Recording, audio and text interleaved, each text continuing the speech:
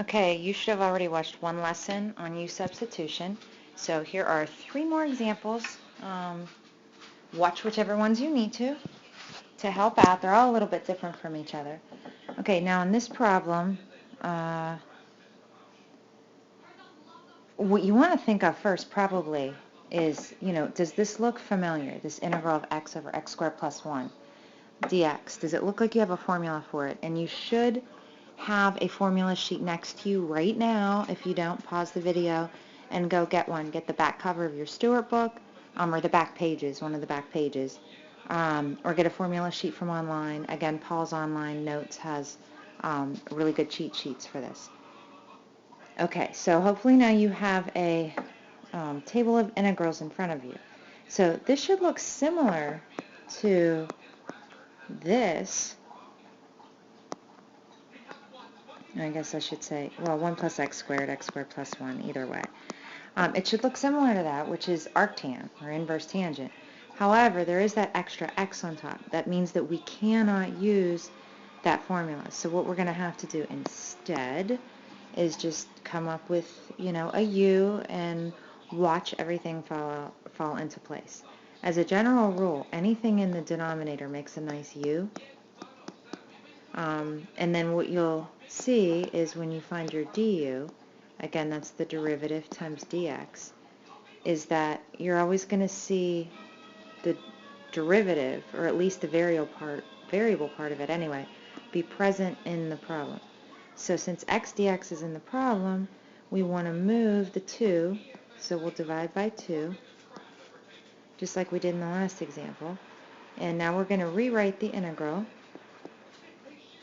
Now I left some room in front of it because this time, instead of replacing the x dx with a du over 2 and then having to rearrange everything, we're going to kick that over 2 out to the front as a 1/2.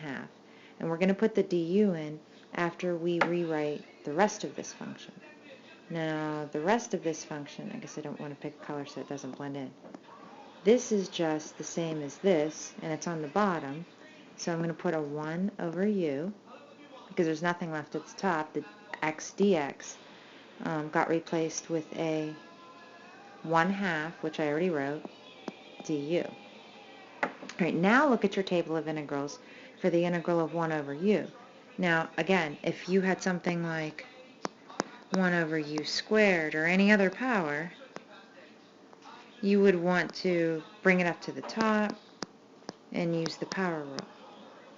But this is the one special case where that does not work, and you should have already found it, did you? This is, now the 1/2 just stays there, the natural log of u plus c. And substitute what u was back in.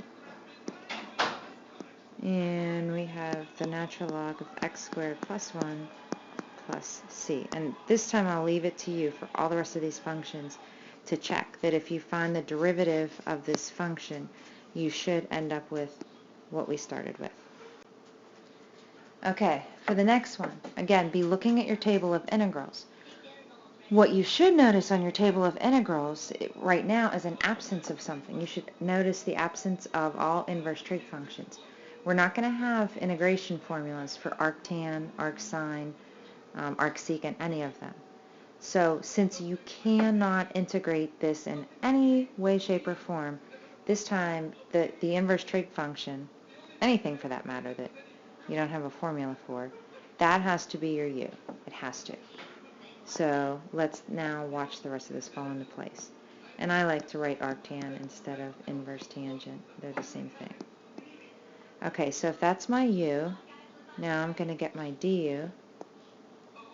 My du is, and you should also pause this now if you don't know your derivatives yet, and if you need to go get yourself a derivative table, because I want you to be able to do this one step ahead of me without depending on me.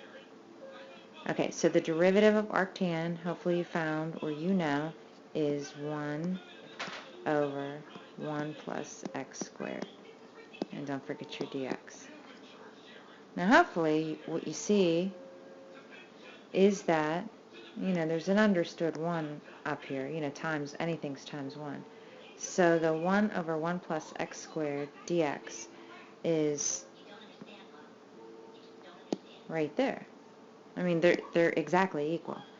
So that I circled in green is just going to get replaced with a du. And this is just the same as that. So we are actually looking at an integral that is simply u du. That's it. This is the blue, this is the green. Alright, so what's the integral of u du? U squared over 2, or 1/2 u squared plus c, and then substitute the u back in. 1/2 arctan x is what our u was, squared plus c. And make sure you use parentheses around arctan x before you put the squared, otherwise it'll look like the x is squared, not the whole arctan function. Okay, last but not least, third and last example in this video. Notice the difference here. We now have a definite integral. So I'm going to give you 2 ways to finish this problem out. So first, let's just start it.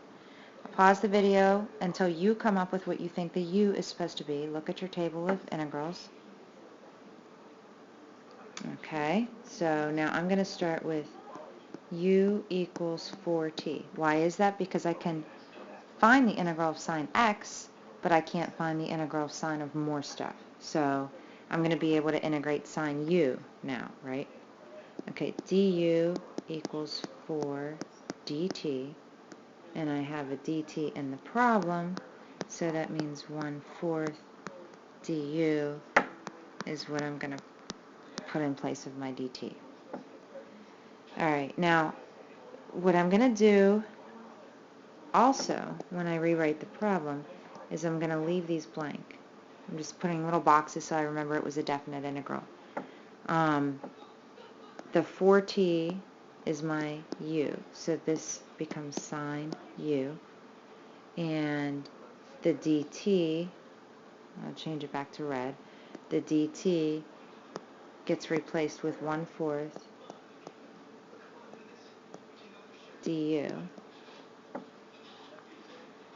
And now I want to integrate. I'm not going to fill in those boxes yet, and again, you'll see why.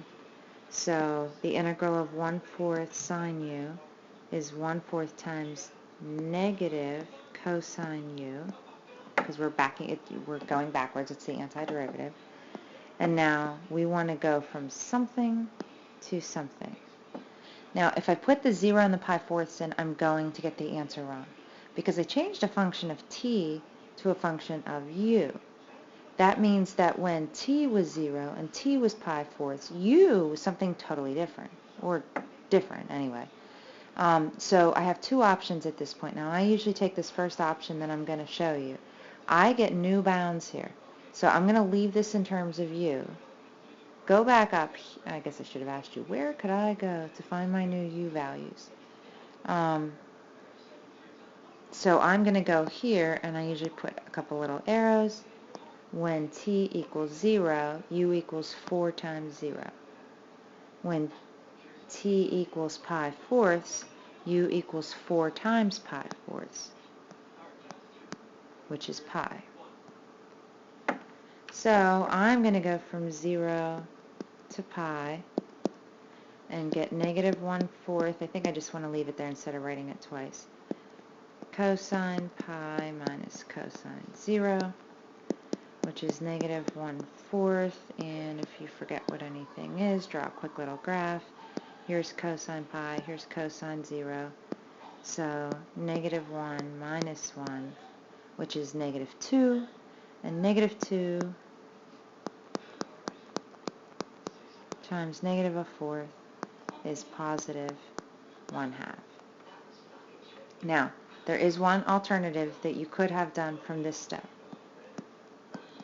Instead of changing the bounds, just substitute what u was back in. So cosine of 4t. Now you can go back to the original bounds 0 to pi-4ths. And in the very next step, really, you'll be right back up here again, so I'm not going to write it again. I will leave it to you to try that if you want to verify. And that's how you do a definite integral using U substitution.